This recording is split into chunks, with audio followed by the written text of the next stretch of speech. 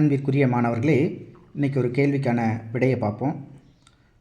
கேள்வி என்ன அப்படின்னா, 1 gram of magnesium is burn with 0.56 gram of oxygen in a closed vessel. which reactant is left? எது இன்னும் எக்ஸஸாக இருக்குன்னு கேட்காங்க. Left in excess and how much, அதனுடைய அட்டாமிக் வெயிட் கொடுத்துருக்குறாங்க. ஸோ இது வந்து பார்த்திங்க அப்படின்னா some basic concepts in chemistry அந்த லெசன்லேருந்து தான் இதற்கான ஆன்சரை நம்ம எழுத போகிறோம். இந்த மாதிரி கேள்வி கேட்டாங்க அப்படின்னா முதல்ல நீங்கள் வந்து பேலன்ஸ்டு ஈக்குவேஷன் உங்களுக்கு எழுத தெரியணும். ஸோ உங்கள் கொடுத்துருக்கிறது மெக்னீசியம் யாரோட நம்ம எரிக்கிறோம் அப்படின்னா ஆக்சிஜனோட எரிக்கிறோம். ஸோ அப்போ நமக்கு என்ன கிடைக்கும்? மெக்னீசியமும் ஆக்சிஜனும் சேர்த்து எரிஞ்சால் மெக்னீசியம் ஆக்சைடு கிடைக்கும். ஸோ அதுக்கான ஈக்குவேஷன் எழுதுவோம். மெக்னீசியம் ரியாக்ட்ஸ் வித் ஆக்சிஜன், ஏன்னா ஆக்சிஜன் வந்து கேஸ், அதனால் O2ன்னு எழுதிக்கிறேன். ஸோ அப்போ நமக்கு எரிச்சா என்ன கிடைக்கும் அப்படின்னு கேட்டிங்கன்னா மெக்னீசியம் ஆக்சைடு கிடைக்கும். ஆனால் இங்கே நமக்கு எத்தனை ஆக்சிஜன் இருக்குது? 2. அப்போ இங்கே ப்ராடக்ட் சைன்லேயும் 2 ஆக்சிஜன் வேணும், அதனால் 2 எழுதிக்கிறேன். அதே மாதிரி இங்கே மெக்னீசியம் 1 தான் இருக்குது, ஆனால் இங்கே 2 இருக்குது, அதனால் மெக்னீசியத்தையும் இங்கே 2 எழுதிக்கிறேன். ஸோ இதுதான் பேலன்ஸ்டு ஈக்குவேஷன். இதை நம்ம முதல்ல எழுத தெரியணும். மெக்னீசியத்தினுடைய மாஸ் எவ்வளவு அப்படின்னு கேட்டிங்கன்னா 24. நமக்கு 2 மெக்னீசியம் இருக்கிறதுனால 48. அப்போ 48 கிராம் மெக்னீசியம். ஆக்சிஜன், ஒரு ஆக்சிஜனுக்கு மாஸ் வந்து 16. அப்போ 2 ஆக்சிஜன் இருக்கனால 32.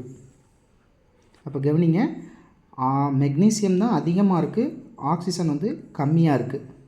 இது ரெண்டும் சேர்ந்து நமக்கு எவ்வளோ கொடுக்கும் அப்படின்னா அப்படியே கூட்டிடுங்க, 80 கிராம் நமக்கு என்ன கிடைக்கும் அப்படின்னா மெக்னீசியம் ஆக்சைடு கிடைக்கும். ஸோ இதை எழுத தெரிஞ்சால் தான் நம்மளால் என்ன பண்ண முடியும்? இந்த கேள்விக்கான ஆன்சரை கண்டுபிடிக்க முடியும். பொதுவாகவே நம்ம மாணவர்கள் வந்து இந்த மாசை வச்சே சொல்லிடலாம். இங்கே வந்து 32 கிராம் இருக்குது, இங்கே 48 கிராம் இருக்குது. அப்போ எது அதிகமாக இருக்குது? மெக்னீசியம் தான் அந்த ரியாக்ஷனில் வந்து அதிகமாக இருக்கும். ஸோ உங்கள் கொஸ்டினில் பார்த்தீங்கன்னா 1 gram magnesium 0.56 gram of oxygen. இங்கே மெக்னீசியம் தான் அதிகமாக இருக்குது. ஸோ டைரெக்டாகவே நம்ம இதை கண்டுபிடிச்சிடலாம். எக்ஸஸ் அப்படின்னாலே இங்கே வந்து எது அதிகமாக இருக்குது அப்படின்னா மெக்னீசியம் தான். ஸோ அப்போ நமக்கு தெரியும், கொடுத்துருக்க 4 ஆப்ஷனில் ஏவும் சியில் மட்டும்தான் நமக்கு என்ன இருக்குன்னா மெக்னீசியம் இருக்குது. ஆனால் எவ்வளவு மெக்னீசியம் இருக்குது தெரியாது. அப்போ நமக்கு இந்த பேலன்ஸ் ஈக்குவேஷனை வச்சு ஈஸியாக கண்டுபிடிக்கலாம். கவனிங்க, இப்போது நமக்கு இந்த கணக்கில் கொடுத்துருக்கிறது 0.56 கிராம் ஆக்சிஜன். அப்போது 0.56 கிராம் ஆக்சிஜன் எவ்வளவு மெக்னீசியத்து கூட சேரும்? ஸோ பாருங்கள், 48 கிராம் மெக்னீசியம் 32 கிராம் ஆக்சிஜனோட சேர முடியும். அப்போ 0.56 கிராம் ஆக்சிஜன் எவ்வளவு மெக்னீசியத்து கூட சேர முடியும்? அப்போ பாருங்கள், இந்த 3 வேல்யூவும் தெரியும், இதுதான் நமக்கு தெரியாது. அப்போ இதை நம்ம எப்படி எழுதலாம்? ஸோ இதை எக்ஸ்ன்னு வச்சுக்கோங்க. அப்போ எக்ஸை நமக்கு கண்டுபிடிக்கணும் அப்படின்னா இது மேலே போயிடும் இல்லையா? அப்போது 48 இன்ட்டு இதை கிராஸ் மல்டிப்ளை பண்ணிங்கன்னா 0.56 பை இந்த 32வை கீழே கொண்டு வந்துடுங்க. ஸோ இப்போ இதை நீங்கள் சிம்பிளிஃபை பண்ணிங்க அப்படின்னா உங்களுக்கு ஆன்சர் வந்து என்ன கிடைக்கும் அப்படின்னா 0.84 அப்படின்ற ஆன்சர் கிடைக்கும்.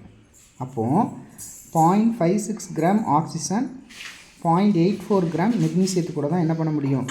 சேர முடியும்.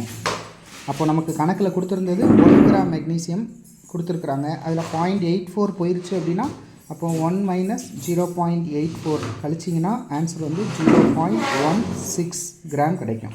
அப்போ இந்த கேள்விக்கான சரியான ஆன்சர் என்ன அப்படின்னு கேட்டிங்கன்னா option A, magnesium 0.16 gram. So இது உங்களுக்கு புரிஞ்சிருக்கும்னு நினைக்கிறேன். நன்றி.